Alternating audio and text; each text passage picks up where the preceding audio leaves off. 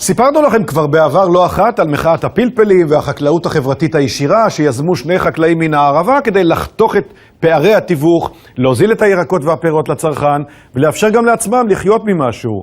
אז כבר חצי שנה הם מוכרים בכל הארץ ישירות מהחקלאים ללקוחות. היום הם הגיעו אל לקוחות שהם גם מקבלי החלטות, לכנסת. כרמית משיח היא האישה שיזמה את המחאה. שלום גדי. איך קיבלו אותך היום בכנסת? ארגנו את כל החקלאים שלנו, חקלאי פירות, חקלאי ירקות. חקלאי פירות נכנסו, כן. חקלאי ירקות נשארו בחוץ. למה?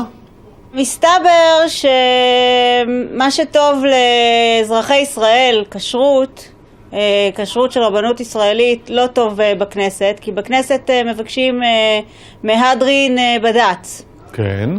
וחקלאי ירקות שאין להם את זה, לא יכולים להיכנס. מה שהציעו לנו לעשות זה להביא ירקות מהנחר. מה? מחול? כמובן שזו לא הייתה אופציה. אז מה יהיה בתוצרת שנשארה בחוץ? זו שאלה מצוינת, או שהיא תיזרק, או שהיא תירקב במחסן, עד שיבוא משווק לקחת. איזה בזבוז. בזבוז משווע, כואב הלב, ואין ספור מילים, אני יכולה לשפוך על זה. דיברנו שם עם הרב של הכנסת, זה לא עזר לנו בהרבה. אפילו שמן זית שהיה מחקלאי בגבעת עדה, הוא היה כשר למהדרין, אבל זה עדיין לא היה מספיק, כי זה לא מהדרין בד"ץ. אולי על זה נאמר שאלוהים יעזור. ואיך הלך בתוך הכנסת? בפנים היה בסדר גמור עם חקלאי הפירות, באו לקנות כל עובדי משכן הכנסת, באו חלק מחברי הכנסת, קנו כמעט את כל הסחורה, חלק חזרו הביתה עם כמה קילוגרמים. אז המטרה הושגה?